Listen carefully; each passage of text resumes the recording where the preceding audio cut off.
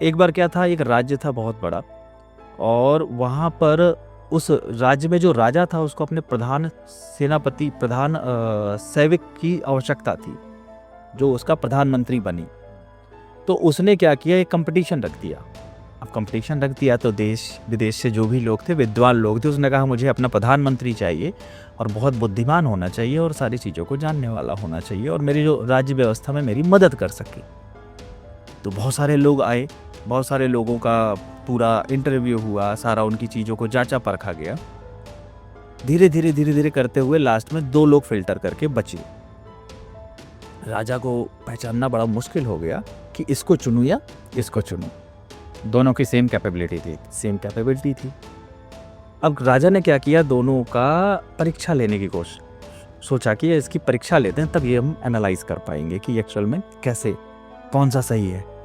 राजा ने क्या किया, दोनों को एक एक कमरा दिया और एक एक कमरा देने के बाद कहा आपके पास 24 घंटे हैं, पूरी रात का समय है, आप इस कमरे को सजाइए, संवारिए, अच्छे से वेल फिट करिए इस कमरे को, और कल आके हम देखेंगे, कल आके मिलेंगे, फिर इसके आगे हम डिसीजन लेंगे।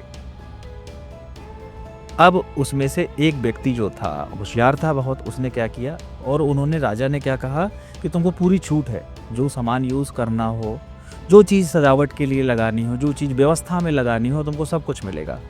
पहले वाले ने क्या किया, बेहतरीन हीरे जवाहरात बेहतरीन लगा के कमरा सजाया और भी बहुत सुगंधित चीज़ें लगा के एकदम विधिवत वेल डेकोरेटेड उस रूम को फिट कर दिया। दूसरा वाला जो व्यक्ति था वो कन्या राशि वाला था। वो सबसे पहले कमरे के अंदर गया, उसने देखा हर छोटी छोटी चीज़ को उसने स्कैन करना शुरू किया। पर्दे कैसे हैं, पर्दे में दाग लगा हुआ है क्या, दरवाजे के ऊपर ये चौखट में ऐसा कोना है, ये फर्श पे ऐसा ये कट लगा हुआ है, दीवार पर ऐसा है। उसने हर छोटी छोटी, उसने क्या किया, डायरी निकाली और पूरा नोट करना शुरू किया। नोट करके उसने पूरी लिस्ट बनाई और हर छोटी छोटी चीज़ को, बुक्स कहाँ रखी होनी चाहिए, तो उसको वेल ऑर्गेनाइज तरीके से उसने रख दिया।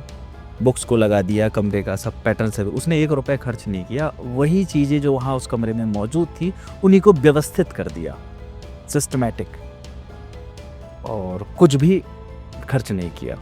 राजा अगले दिन जब निरीक्षण में आए, पहले वाले के कमरे में गए, देखा ये तो स्वर्ग जैसा बना दिया तुमने, तो बहुत ही सुंदर लग रहा है कि मैं अपना महल, अपना कमरा छोड़ के इसी कमरे में आ जाऊं। राजा बड़े खुश हुए।